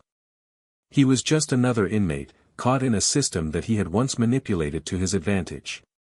Yet, even behind bars, he continued to exercise influence. His family, his loyalists, and his network of supporters ensured that his name was never forgotten. Though he had been caught, the world that he had created, the world of cartels, drugs, and violence, continued to thrive. His legend lived on, even as the Sinaloa cartel faced the reality of its fractured state. For Guzman, the war was never truly over. His legacy would continue to shape the underworld, influencing the next generation of cartel leaders and drug lords. The people who had once worked for him, the men and women who had been part of his empire, would carry on his work. Guzman may have been caught, but the world of organized crime was not one that could be easily eradicated. It was a world that thrived on the pursuit of power, on the manipulation of systems, and on the willingness to sacrifice anything for success. Even as the years passed and Guzman's story became a historical footnote, his impact was still felt. The drug trade, the violence, and the corruption that had marked his rise to power continued to affect the lives of millions. His name, though forever tied to the legacy of the Sinaloa cartel, had become a symbol of a much larger issue, one that transcended any single individual. It was a symbol of the global drug trade, of the devastating effects it had on families, communities, and nations. Ultimately, Joaquin, El Chapo Guzman's story was one of a man who reached the pinnacle of power and influence, only to watch it all crumble in the end. But even as his empire fell, his legacy endured. His story was one of ambition, ruthlessness, and survival, but it was also a story of the fragility of power. No matter how much control a man has over the world around him, no matter how many times he manages to evade justice, the forces of time, fate, and law always catch up. Guzman's downfall may have been dramatic, but it served as a reminder that the power of the cartels was not something that could be easily dismantled. The war on drugs, the fight against organized crime, and the battle for justice would continue, long after Guzman's name had faded from the headlines. The world Joaquin, El Chapo Guzman had left behind was not one easily forgotten. His empire, built from the ground up with a relentless pursuit of power and wealth, had left deep scars on both sides of the U.S.-Mexico border. Even in the wake of his capture, his story continued to captivate the world, drawing the attention of media, law enforcement, and everyday citizens alike. It was a story of survival, ambition, and ultimate destruction, a narrative so complex that it almost felt scripted. And though he was behind bars, his presence was still felt in the cracks and crevices of the global drug trade. The question that lingered in the air was simple: what happened to the Sinaloa cartel after his fall? For those who were involved in the cartel, it wasn't just about power, it was about survival. Guzman may have been its leader, but his operation was vast, stretching across borders and reaching into the darkest corners of the world. Despite his absence, the cartel continued to exist, and with it, the very forces that had made him a legend. The men and women who had worked under him knew that the fall of one kingpin did not signal the end of the empire. The fight for control, for power, was ongoing. In the wake of Guzman's imprisonment, internal struggles began to erupt among the higher ranks of the cartel as his loyalists vied for dominance, each one hoping to become the next leader, to claim the throne Guzman had once held. But Guzman's absence from the helm of the Sinaloa cartel didn't mean that the drug trade would stop. The cartels had become a fixture in the global landscape. Drug trafficking, with its staggering profits, was too deeply ingrained to simply vanish with the capture of one man. His capture sent shockwaves through the criminal underworld, but as law enforcement's focus shifted, other players quickly rose to take advantage of the power vacuum. Rival cartels, like the Jalisco New Generation Cartel, CJNG, were quick to seize the opportunity to expand their reach. These groups were highly organized, ruthless, and ready to fill the space left by Guzman's fall, showing just how resilient and adaptable the world of organized crime was. While many believed the cartel had been crippled, the truth was far more complicated. Guzman had spent decades building relationships and systems that had been instrumental to the success of the Sinaloa cartel. He was more than just a leader, he was the glue that held everything together. But as we saw, the cartel's survival didn't rely solely on one man's leadership. Despite his capture, the Sinaloa cartel, though fractured, continued to operate, albeit with a more fractured command structure. What Guzman had built was far too extensive, its influence too deep, to be dismantled overnight. Even with Guzman in a maximum security prison, those who remained loyal to him ensured that his presence was still felt. The empire he had created was one rooted in a culture of fear, loyalty, and extreme violence. This culture didn't end with Guzman's capture. In fact, the brutal tactics that had defined his reign were still in play. Those who sought power within the cartel had to maintain the same level of ruthlessness that had allowed Guzman to rise from a small-time criminal to one of the most powerful men in the world. Whether through assassination, bribery, or intimidation, the internal struggles for control were deadly and relentless. As the years passed, the vacuum left by Guzman's absence created a breeding ground for infighting. Former allies turned into bitter enemies, each one vying for the throne left behind by the man who had once seemed untouchable. Guzman's story also didn't end with the rise of rival cartels. The global drug trade itself was deeply interconnected, with the demand for illicit drugs remaining insatiable. His arrest, though significant, didn't change the larger reality of the war on drugs. It was a war that had been raging for decades, and the capture of one kingpin was but a small victory in a larger, ongoing conflict. With Guzman imprisoned, the drug trade didn't collapse, it evolved. The flow of cocaine, heroin, methamphetamine, and fentanyl continued unabated. The power vacuum left by Guzman's fall wasn't just filled by rival cartels, it was filled by the very forces that had allowed Guzman to thrive in the first place: corruption, money, and a deep-seated demand for illegal drugs. For the United States, Guzman's capture was seen as a major blow to the Sinaloa cartel. But even as law enforcement celebrated, the reality was that his empire had been too well established for it to simply disappear. The methods Guzman had perfected, smuggling, money laundering, and evading detection, had become institutionalized, passed down through generations of drug lords. His arrest was a victory for the U.S. government, but it was also a reminder of the inherent flaws in the war on drugs. As long as the demand for illegal drugs remained high, the cartels would find ways to operate, regardless of who was behind bars. It became evident that Guzman's legacy wasn't simply about his reign over the Sinaloa cartel, but about the system he had created. His story became an emblem of both the strengths and weaknesses of the global fight against the drug trade. On one hand, he had been brought down by the system. His capture was the result of years of planning, surveillance, and international cooperation. Yet, on the other hand, his fall had not ended the cartels. It hadn't solved the problems that allowed the cartels to thrive in the first place. And as Guzman's story faded from the headlines, the same forces that had created him continued to shape the world around him. The death toll from the drug trade didn't stop with Guzman's capture. Communities on both sides of the border continued to suffer from the violence and instability created by the cartels. In Mexico, the fighting between cartels escalated as different factions tried to gain control of Guzman's old territory. In the United States, the opioid crisis continued to rage, with drugs like fentanyl flooding the streets and claiming thousands of lives every year.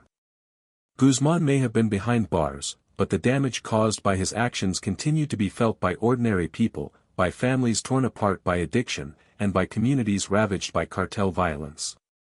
It became apparent that the real problem wasn't just the figure of Guzman, but the systems of power that allowed people like him to rise in the first place. Guzman had been the face of a larger issue, a symbol of the entrenched corruption, poverty, and desperation that fueled the drug trade. While his capture may have been a temporary victory, it was clear that the underlying issues, the social, economic, and political factors that gave rise to cartels, had not been addressed. Guzman may have been imprisoned, but the system that had created him remained firmly in place. Even in prison, Guzman's influence continued to ripple through the world of organized crime. His name was still spoken with reverence by his loyal followers, and his legend continued to inspire the next generation of drug lords. The cartel may have been fractured, but its power and influence were still far-reaching. Guzman's family, including his sons, remained deeply entrenched in the operations of the Sinaloa cartel. Though they faced challenges, they continued to carry out his legacy.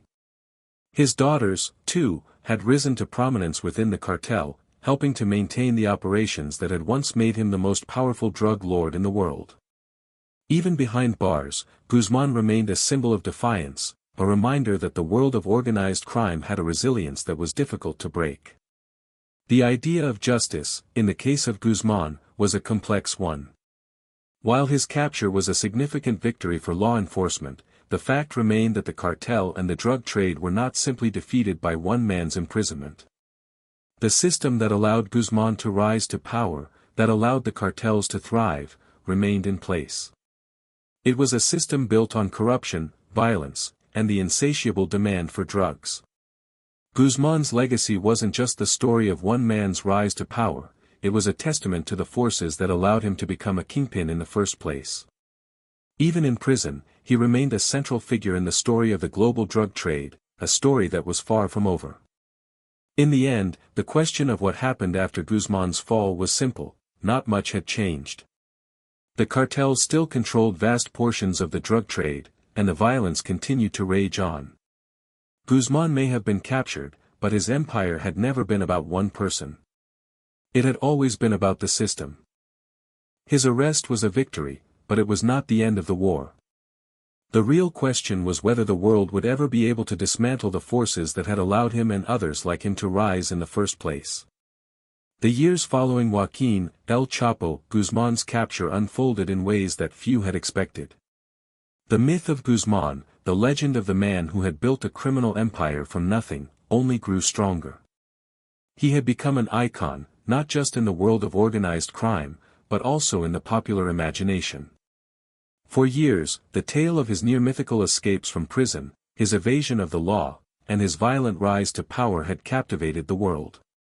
His name had become synonymous with danger, cunning, and the dangerous allure of the drug trade. But as the man who had once ruled with an iron fist was now imprisoned, many began to wonder if his legacy would truly be left behind or if it would continue to cast a long shadow over the world of crime and justice. At first, it seemed like his capture would mark the beginning of the end for the Sinaloa cartel. After all, Guzman had been the driving force behind the organization, and his arrest had left a vacuum of power that many thought would be impossible to fill. His extraordinary control over the cartel, his ability to coordinate vast drug operations, and his deep connections within Mexico's political and law enforcement systems had been key to his success. Surely, his imprisonment would bring about the collapse of his empire. But this wasn't the case. The Sinaloa cartel, despite being without its leader, proved to be more resilient than many had anticipated. In the months following Guzman's capture, the Sinaloa cartel continued to operate, though its leadership structure was thrown into disarray. Many of Guzman's closest allies, his sons, and longtime lieutenants remained active within the cartel. While the absence of Guzman left a noticeable void, it didn't mean the cartel's activities stopped. The powerful infrastructure Guzman had spent decades building, from his extensive network of traffickers to his web of corrupt officials, remained intact. The cartel still controlled key routes for drug trafficking, and its influence over the global drug trade didn't immediately diminish. It was clear that Guzman, despite being behind bars, had constructed an empire that could survive without him at the helm. It was almost as if the very machinery of the cartel had become too large, too embedded in the world's criminal economy, to be brought down by the arrest of one man. One of the most striking developments was the ongoing power struggle within the Sinaloa cartel. While many of Guzman's inner circle were loyal to him, the leadership vacuum led to infighting, as rival factions began to emerge. The fight for control wasn't just about power, but about survival. These factions, made up of high-ranking cartel members, each sought to take the reins of the empire that Guzman had spent years building. Some tried to maintain the old order, following the procedures and strategies that had been successful under Guzman's rule. Others sought to make their own mark, diversifying operations or seeking new alliances to solidify their power. However, even as they battled amongst themselves, the cartel's overall operations continued to thrive, if only with less central coordination. The shifting dynamics within the cartel were a reflection of the broader truth. The forces that had driven the Sinaloa cartel's success weren't rooted in one person, but in the system of violence, bribery, and fear that had been cultivated over decades. Even more telling was the manner in which the Sinaloa cartel's rivals sought to capitalize on Guzman's fall. Cartels like the Jalisco New Generation Cartel, CJNG, quickly moved to seize territories and markets that Guzman's cartel had controlled for years. The war between the cartels intensified, leading to a sharp increase in violence throughout Mexico. The vacuum left by Guzman's arrest did not lead to peace or even a stabilization of the drug trade, it led to more bloodshed, as rival factions clashed for dominance. The CJNG, in particular, took advantage of the power vacuum, expanding their influence and challenging the remnants of the Sinaloa cartel. Their swift expansion was evidence of the strength of the networks that Guzman had helped create. His capture did not stop the flow of drugs, it only made the competition for control of that flow fiercer. Meanwhile, in the United States, Guzman's arrest was seen as a symbolic victory in the ongoing war on drugs. His capture had been a highly publicized event, one that brought the drug lord to the attention of millions who had only heard of him in passing. The United States government had invested countless resources in bringing him to justice, and his arrest was heralded as the final chapter in the saga of El Chapo. It seemed, to many, like the end of the road for the notorious drug lord. But the reality was far more complex. While Guzman's fall was a significant blow to the Sinaloa cartel, the overall landscape of the drug trade in the U.S. remained unchanged. Drugs continued to pour in from various cartels, and the demand for narcotics, particularly heroin, fentanyl, and cocaine, remained as high as ever. Guzman may have been captured, but the system of trafficking and distribution that had been set in motion years ago continued unabated. His arrest did little to stop the violence, the addiction, or the vast machinery of the global drug trade. The trial that followed Guzman's capture was a spectacle in itself. The media descended upon the case, creating a frenzy of coverage that stretched across the globe. People watched with bated breath as Guzman, the man who had eluded capture for so long, was brought into the courtroom. The courtroom drama became an international event, drawing attention not just to Guzman's criminal activities, but to the broader issue of organized crime and the war on drugs. It was not just a trial of a man, it was a trial of a system. The prosecution laid out in painstaking detail the operations of the Sinaloa cartel, presenting evidence of the sheer scale of the drug trafficking empire that Guzman had run. The stories of death, destruction, and the far-reaching consequences of his actions were brought to light. But even as the evidence mounted, the trial also revealed the cracks in the system itself. The networks of corruption, bribery, and manipulation that had allowed Guzman to thrive were exposed for all to see. For Guzman's defenders, the trial was an opportunity to portray him as a victim, a man who had been caught up in a system that was larger than him. His lawyers painted a picture of a man who was being made a scapegoat for the problems of the drug trade, a system that was far beyond any one individual's control. They claimed that Guzman was the product of a broken system, a man who had been forced to do what he had done in order to survive. But the overwhelming evidence against him made it difficult for these claims to hold water. His trial was not just about him, it was about the larger issue of organized crime, the war on drugs, and the corrupt systems that allowed people like him to rise to power. In the end, Guzman was convicted on all counts, sentenced to life in prison, and given an additional 30 years for the murder of his rivals. His conviction was the culmination of years of investigation, but it also marked the beginning of another chapter in the story of the Sinaloa cartel. The question that loomed large after his conviction was whether anything would change. Was this the end of the cartel? Was Guzman's arrest truly the downfall of the empire he had built? In reality, it was neither. The Sinaloa cartel, despite its loss of its charismatic leader, continued to be a powerful force. Other members of the cartel, including his sons and trusted lieutenants, took the reins and carried on his work. The cartel still controlled vast portions of the drug trade, and it continued to operate in the shadows. Guzman's absence did not signal the death of the Sinaloa cartel, it simply meant that the power struggles within the organization would intensify. In many ways, Guzman had been the face of the cartel, but the system that he had created was much larger than any one man. The capture of El Chapo had brought the cartel to its knees, but it had not destroyed it. And so, as the world moved on from the saga of El Chapo, the global drug trade continued to evolve.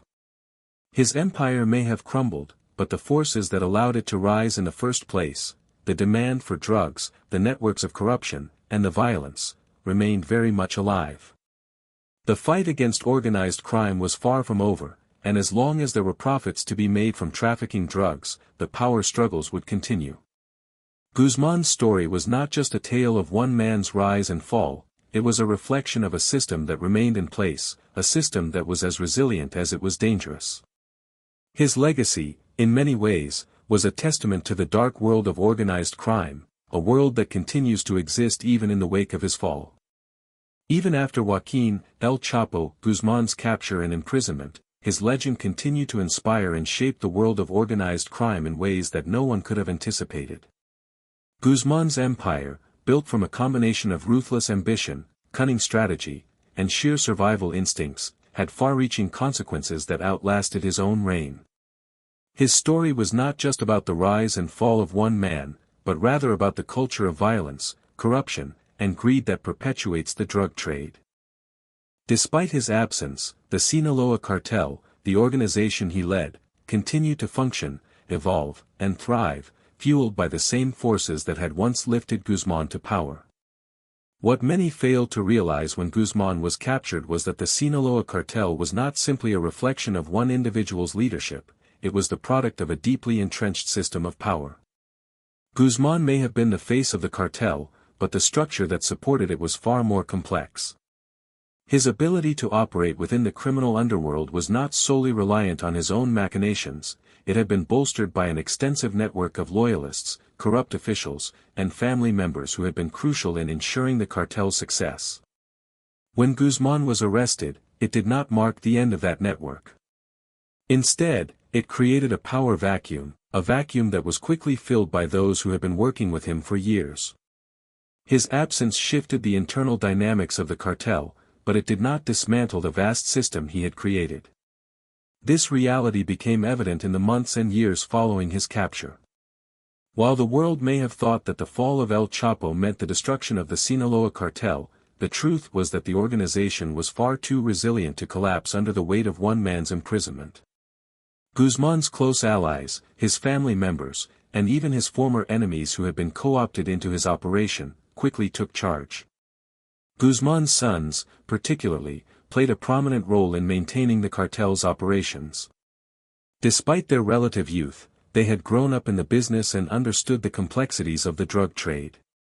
As the cartel adapted to a new leadership dynamic, these new figures at the top were just as willing to carry on their father's work with the same ruthless efficiency. The Sinaloa cartel was far more than just a drug trafficking organization, it was a well-oiled machine that permeated multiple layers of society. From its carefully crafted routes for smuggling drugs across international borders to its iron grip on the local economy in Mexico, the cartel's reach was vast. What Guzman had built was not just an empire of narcotics, it was an intricate web of human resources, logistics, and power. The cartel had its own methods for smuggling, laundering money, and establishing dominance over entire regions. Despite Guzman's imprisonment, the cartel's established smuggling routes and connections continued to operate, keeping the flow of drugs, particularly heroin, methamphetamine, and fentanyl, coming into the United States largely uninterrupted. The institutionalized processes that Guzman had set in place were too entrenched to be easily uprooted. But as Guzman sat in a maximum security prison, another problem began to surface, an escalating battle for dominance within the cartel itself. With Guzman gone, the individuals closest to him fought for control. Infighting among factions of the Sinaloa cartel became a significant problem. While some members remained loyal to Guzman's immediate family, others sought their own paths to power. The Sinaloa cartel's success had always been rooted in its ability to adapt, to remain fluid and flexible in the face of changing circumstances. Guzman's rise had been due, in large part, to his ability to manage these dynamics within the cartel, keeping factions from completely splintering and ensuring a unified front in the drug trade. But with Guzman behind bars, that balance began to shift, and the cartel's internal politics became a dangerous battleground. As different factions jostled for control, the violent nature of cartel politics came into full view. The leadership struggles were not just about influence, they were about survival. Assassinations, betrayals, and brutal attacks on former allies became common as each faction tried to eliminate its rivals. It wasn't just about taking over the leadership of the cartel, it was about protecting one's own life and ensuring that the business of drug trafficking continued without being disrupted. The violence that had characterized Guzman's reign was far from over. If anything, it intensified as the battle for control escalated. The same forces that had allowed the Sinaloa cartel to become so powerful were still at play: fear, loyalty, and the unrelenting desire for power. At the same time, Guzman's capture did not stop other cartels from taking advantage of the situation. Rival factions, such as the Jalisco New Generation Cartel, CJNG, quickly sought to expand their territories and increase their operations. The CJNG, which had already been making inroads into Sinaloa's territory, capitalized on Guzman's imprisonment to push further into the power vacuum. With the Sinaloa cartel distracted by internal struggles, the CJNG quickly began to challenge for dominance in key drug routes and markets. This led to an increase in violent turf wars between rival cartels, as different organizations scrambled to fill the void left by Guzman's absence. While the Sinaloa cartel was not destroyed, its grip on the drug trade was temporarily weakened by the rise of its competitors. The United States, too, felt the aftereffects of Guzman's capture. Although his arrest was seen as a major victory in the war on drugs, it didn't immediately impact the flood of drugs entering the country. The U.S. government's victory in capturing one of the most notorious drug lords did not translate into an end to the drug trade itself. Despite Guzman's fall, the demand for illicit substances, particularly opioids and methamphetamine, remained as high as ever. The rise of synthetic drugs like fentanyl, which had been trafficked primarily by the Sinaloa cartel under Guzman's reign, continued to ravage communities across the United States. Guzman's capture did little to stem the tide of addiction, overdose deaths, and violence that plagued both sides of the border. If anything, Guzman's fall simply underscored the fact that the war on drugs was a much more complex and systemic issue than many had realized.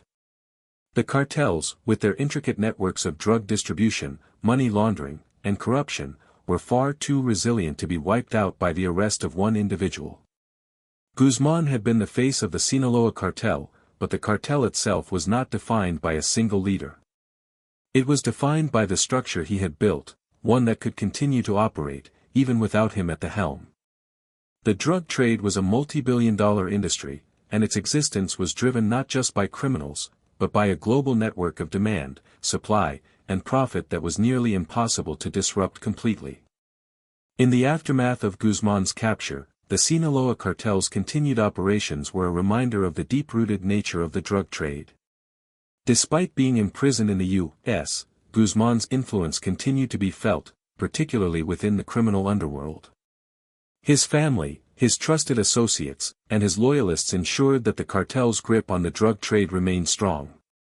Even as Guzman's physical presence had been removed from the picture, his legacy lived on in the way the cartel continued to operate. His methods, his ability to evade the law, and his ruthless pursuit of power remained a template for other criminal organizations. The question of whether the cartel would survive long-term without Guzman was one that only time could answer. However, the events that followed his capture made it clear that his empire had been built on more than just his leadership. It had been built on a foundation of corruption, violence, and an insatiable demand for illicit drugs. His rise had been a reflection of the failures of the system, both in Mexico and the United States, that allowed him to operate with impunity. His story, for all its drama and sensationalism, was ultimately a story about the forces of power, money, and human nature. Even in his absence, these forces continued to shape the drug trade, ensuring that the Sinaloa cartel remained a powerful player, capable of surviving in a world where criminal empires rarely disappear entirely. The violence, the power struggles, and the illicit trade that Guzman had been a part of did not fade with his arrest. Instead, they evolved. His story, a tale of ambition, survival, and destruction, was far from over. The Sinaloa cartel, in the wake of Guzman's fall, was simply entering a new phase, one marked by chaos, competition, and the ceaseless pursuit of control. Even as the dust settled from the dramatic events surrounding Joaquin, El Chapo, Guzman's capture, his influence on the criminal world continued to echo across the globe. Guzman, despite being locked away in a maximum security prison, remained one of the most influential figures in organized crime. His empire, the Sinaloa cartel, which he had spent decades building from the ground up, did not simply disappear with his arrest. Instead, it adapted, evolved, and found ways to continue operating even in his absence. The resilience of the cartel and the powerful legacy left by Guzman became more apparent as the world watched closely for signs of how the organization would survive without its once untouchable leader.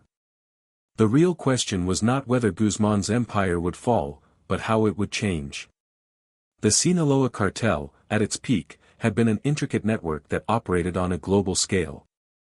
Guzman's capture, while symbolic of a major victory in the war on drugs, did not sever the cartel's ties to its global operations. The people who had worked alongside him, those who had risen through the ranks of his cartel, continued to have a stake in its success. His sons, in particular, became central figures in maintaining the cartel's influence. Despite their relative youth and inexperience compared to their father, they had been groomed for years to take on leadership roles within the organization. Having grown up in the world of drug trafficking, they understood the intricacies of the business, the smuggling routes, the cash flows, the importance of alliances. The transition of power, while fraught with internal struggles, was one of continuity more than change. While some may have believed that Guzman's capture would lead to the disintegration of the cartel, the reality was far more complicated. The cartel had been designed to function as a highly organized and decentralized entity. Guzman had been a charismatic and cunning leader, but his operation was far from a one-man show. It was built on an entire system of operatives, from low-level foot soldiers to high-ranking lieutenants who understood how to run the business. These operatives, many of whom had been loyal to Guzman for decades, worked together to ensure the cartel's continued success. And while Guzman was behind bars, the vast infrastructure he had built remained largely intact, making the cartel more difficult to dismantle than many had imagined. The infrastructure was not just limited to the operational side of the business. It also extended to the political and financial systems that Guzman had carefully cultivated. Over the years, he had developed close ties with a network of corrupt officials, from law enforcement to government officials, both in Mexico and abroad. These relationships had allowed the cartel to operate with impunity for years. Even after his arrest, these relationships didn't disappear. While law enforcement made efforts to close the doors on the cartel's operations, the level of corruption within Mexico's institutions meant that the cartel could continue to function, albeit with more challenges. The fight against the cartel became a battle not only against the men and women running the organization but also against the corrupt networks that had allowed it to thrive in the first place. Meanwhile, as Guzman's arrest became headline news, his legend continued to grow. The myth of El Chapo had already taken hold of popular culture, and his capture only fueled the fascination with his rise to power and his ability to evade the law. He became a symbol of the dangerous allure of the drug trade, a figure whose story was both captivating and terrifying. His daring escapes, his wealth, and his control over a vast criminal network made him a household name. But this media attention also had a darker side. It highlighted the persistent demand for illicit drugs, the unrelenting grip that cartels like the Sinaloa cartel had on the global market, and the systemic issues that allowed men like Guzman to flourish. Despite his absence from the leadership, the cartel's operations remained unaffected. For the world watching from the outside, it seemed like a surreal paradox, a cartel that had been built on violence, fear, and corruption continuing to function even without its legendary leader. However, for those entrenched within the cartel, it was business as usual. The cartel continued to move vast quantities of drugs, especially heroin, cocaine, and methamphetamine, across borders and into the United States. The Sinaloa cartel's distribution network was so extensive that it was not dependent on any one leader, not even Guzman himself. The cartel had become an entity in its own right, one that operated on autopilot with minimal interference. But while the cartel's operations continued, there were undeniable signs that the power dynamics within it were shifting. The absence of Guzman left a leadership vacuum that inevitably led to conflict. Rival factions within the cartel fought for control of the lucrative routes that Guzman had once dominated. Those vying for leadership sought to solidify their power by any means necessary. This led to internal struggles that were often violent and deadly. Former allies turned into bitter enemies, and the tension within the cartel reached a boiling point. The power struggles within the Sinaloa cartel were not simply about who would take control, but also about who would survive. These battles for power were fueled by the same forces that had propelled Guzman to the top, the desire for wealth, control, and influence. The violence within the cartel had always been a key aspect of its operation. Under Guzman's leadership, the Sinaloa cartel had maintained its dominance by ruthlessly eliminating rivals and instilling fear in both competitors and the general population. But with Guzman's capture, that violence began to intensify. As different factions fought for control, the toll on innocent civilians became even more pronounced. Cartel-related violence surged, with gunfights and murders becoming common in regions that were once under Guzman's direct control. The battle for dominance became a brutal game, one in which the stakes were high, and the cost of failure was often death. At the same time, the rise of new cartels, such as the Jalisco New Generation Cartel, CJNG, added another layer of complexity to the situation. These newer organizations, eager to capitalize on the chaos created by Guzman's arrest, quickly moved into territories once controlled by the Sinaloa cartel. The CJNG, in particular, became one of the most formidable rival cartels, expanding its reach and challenging the remnants of Guzman's empire. The competition between cartels escalated into a deadly game of survival. The Sinaloa cartel, while still powerful, was now engaged in a fierce battle for its survival in a landscape that was becoming increasingly hostile. As the drug trade continued to thrive, so did the violence that accompanied it. Despite Guzman's capture, the demand for illicit drugs remained as strong as ever. In the United States, the opioid crisis continued to worsen, with fentanyl and heroin flooding the streets. Guzman's cartel had been a key player in the trafficking of these drugs, and even in his absence, his legacy continued to shape the global drug trade. The CJNG, along with other criminal organizations, took advantage of the ongoing demand for drugs, stepping into the void left by Guzman's cartel and continuing to funnel illicit substances into the U.S. The United States, for its part, celebrated the capture of Guzman as a major victory in the war on drugs. However, it soon became clear that his arrest had done little to curb the flow of drugs across the border. If anything, it highlighted the futility of the war on drugs. No matter how many cartels were captured or dismantled, the demand for illegal drugs remained insatiable. Guzman's capture did not end the cycle of violence, addiction, and death that had been wrought by the drug trade. The problem was far more complex than any single leader or organization. It was a systemic issue that spanned across borders, cultures, and economies.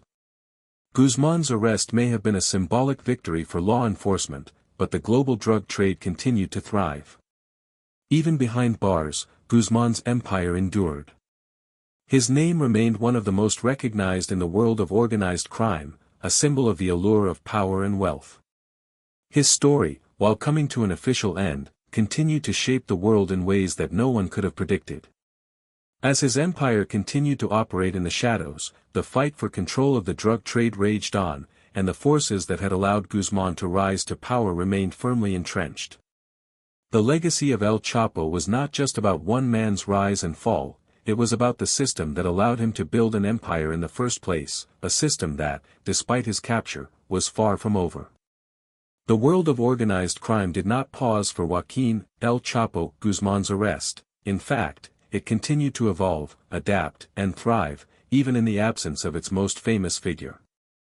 Despite the fact that one of the most powerful drug lords in history had been captured and placed behind bars, his empire lived on in a way that highlighted the vastness of the networks he had built over decades. The Sinaloa cartel, his life's work, was not just an organization led by a single man, it was a deeply embedded system that was woven into the fabric of both the Mexican and global drug trade. This complex web was more resilient than most had anticipated, and it continued to operate even as its once iconic leader sat incarcerated. After Guzman's capture, many expected the Sinaloa cartel to crumble, weakened by his absence.